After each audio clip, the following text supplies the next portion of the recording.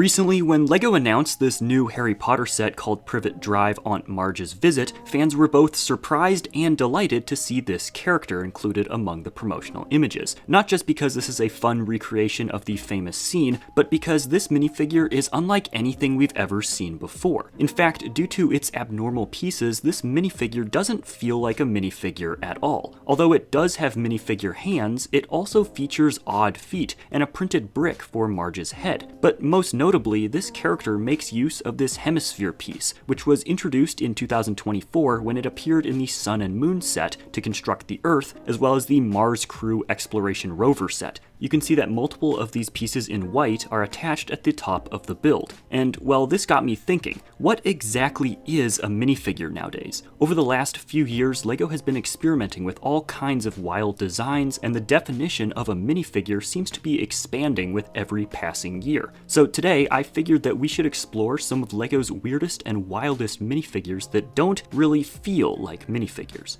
But before we jump in, I would just like to say a massive thank you for 1 million subscribers. Without you, none of this would have been possible. Look out for a special SpitBrix video coming soon, but for now, let's explore these minifigures that don't feel like minifigures.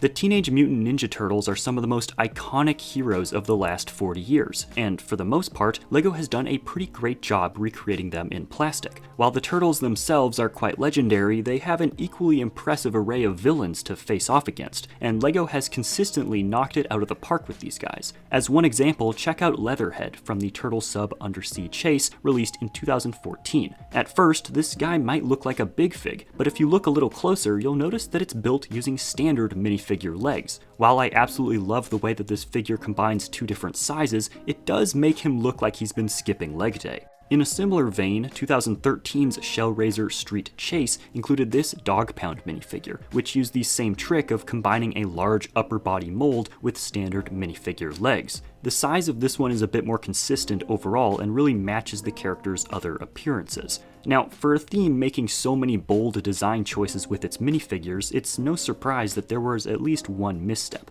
Fishface from the Stealth Shell and Pursuit set is admittedly an incredibly accurate recreation of the character, and I do love the giant fishy mold used for the torso. However, I've never been a big fan of the robot arms on most minifigures. While the legs are a perfect design choice, I kinda wish this guy had gotten some more menacing arms to better match with Leatherhead and Dog Pound. On the topic of famous villains, Lotso Huggenbear, also known as simply Lotso from Toy Story 3, may seem plush and huggable on the outside, but on the inside, he's a real monster. While this third movie in Pixar's groundbreaking film series only gave us 9 total LEGO sets, this fluffy fiend popped up in 3 of them, and we got 2 unique versions of this figure. This fresh and clean version appeared in Lotso's dump truck set, while this slightly dirtier version can be found in both the Trash Compactor Escape and the Garbage Truck Getaway sets. Strangely, LEGO doesn't actually list this guy as a minifigure in any of these sets. Instead, the body and arms are each classified simply as elements. However, the Lotso's dump truck set does include another character, who LEGO counts as a minifigure and who also deserves a spot in this video, Chunk. This guy might not have gotten a lot of screen time, but he was enough of a fan favorite to earn his very own minifigure, complete with a rotating face to show off his 2 moods. Regardless, this minifigure is so unique that he definitely doesn't feel like a typical minifigure. Moving on, one short-lived LEGO theme famous for having some pretty wild minifigures was the Angry Birds movie line from 2016, which took the mobile game turned movie and made a series of plastic toys. The decision to turn a cell phone game into a major motion picture was ambitious, and LEGO's decision to turn that movie into a handful of LEGO sets was even more ambitious. Overall, LEGO released a total of 6 full-scale sets based on the film, but most of them have pretty mediocre reviews, which are pretty much in line with the movie's ratings. However, one thing that really set this theme apart was the minifigures, which are unlike anything we've seen before or since. Among the half-dozen builds, we got a genuinely impressive 20 unique minifigures, though half of them are just different versions of the pigs, including Pirate Pig, Pilot Pig, and King Pig, among several others. But of course, we can't forget about the titular birds, and some of these are pretty cool. I'm a big fan of Bomb Bird, as well as the iconic character of Red, and of course, well, the Mighty Eagle. One strange thing about all of these is that unlike Lotso from Toy Story, these are all classified by LEGO as minifigures. Why?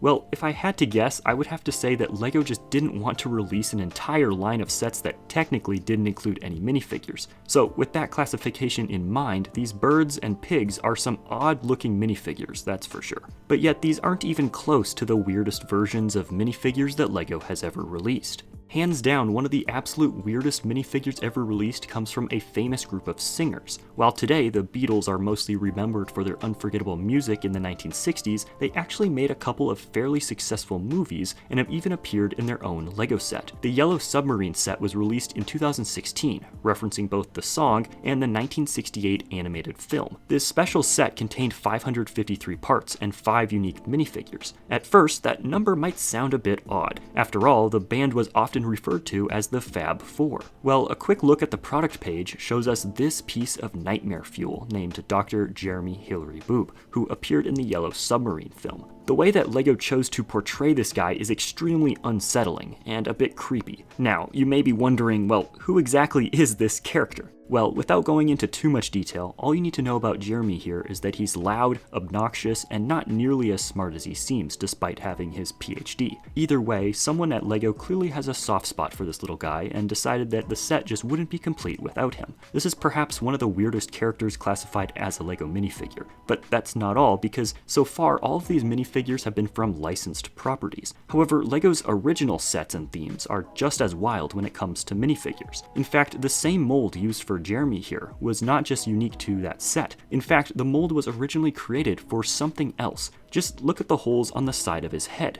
You see, this piece actually appeared in a few other sets as well. Nexo Knights was a truly underrated LEGO theme that ran from 2015 to 2018 before being cancelled for competing too strongly with the more successful Ninjago franchise. In those few short years though, we got some genuinely amazing sets and a handful of truly unique minifigures such as Axel, who appears in 5 different unique variants spread over 8 sets. Much like Leatherhead and Dog Pound, he used a unique upper body set on top of minifigure legs, which really helped him stand out without making him too much taller than his friends. The real highlight of Nexo Knight minifigures though were these adorable yet extremely menacing scurriers. These fiery little fellas used the same mold as Jeremy, but added on a few horns and a little demon tail to let us all know that they were made of pure evil. Throughout 2016 we got 4 unique versions of these scurriers spread across 5 sets, with 4 of them only appearing in a single one. They all used the same mold and overall design, and we got variants with 4 teeth, 6 teeth, and 10 teeth.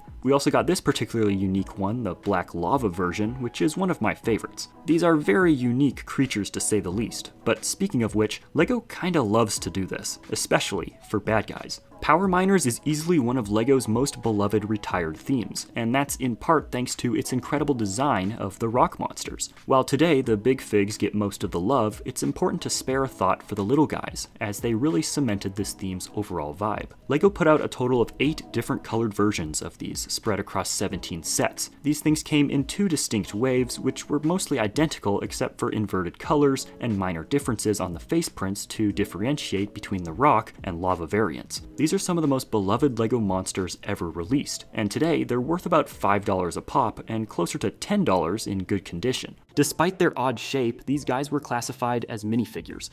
Another fan-favorite theme that made extensive use of unique minifigures was 2006's Exo-Force theme. This was a pretty ambitious theme that not so subtly copied elements of anime series like Mobile Suit Gundam. The line featured several neon-haired heroes who piloted all sorts of giant robots, like the famous Stealth Hunter, and fought against a robot uprising led by the evil Mecha-1. While today the line is mostly remembered for the giant mech suits, the robot villains, known as Devastators or Iron Drones, were truly something special. These were loosely based on the design of other LEGO robots at the time, such as the Star Wars combat droids, but they took things to a whole nother level. These minifigures were made up of 8 parts, with the legs being completely unique to this theme. However, the real stars of the show were the torsos, which, like rock monsters, featured dual molding and blended opaque and transparent plastic. Overall, we got 3 of these in red, green, and blue, as well as their leader, Mecha 1, which was dual molded with black and brown. Now, around the same time in 2007, LEGO was experimenting with Bionicle, and in an attempt to breathe some new life into the then 7-year-old franchise, LEGO rolled out a series of sets featuring smaller minifigure versions of fan-favorite characters. The results are generally considered to be pretty bad by many Bionicle fans today, even though some of the sets were actually pretty cool. So why were these Bionicle minifigures ridiculed while the Exoforce ones were praised despite their similarities? Well, to put it simply, people don't like change. Fans had a certain set of expectations for their favorite Bionicle characters, and many of these minifigures just simply didn't live up to that. On the flip side though, LEGO Exoforce minifigures were something completely new, and fans had no preconceptions, allowing them to appreciate the figures for what they were.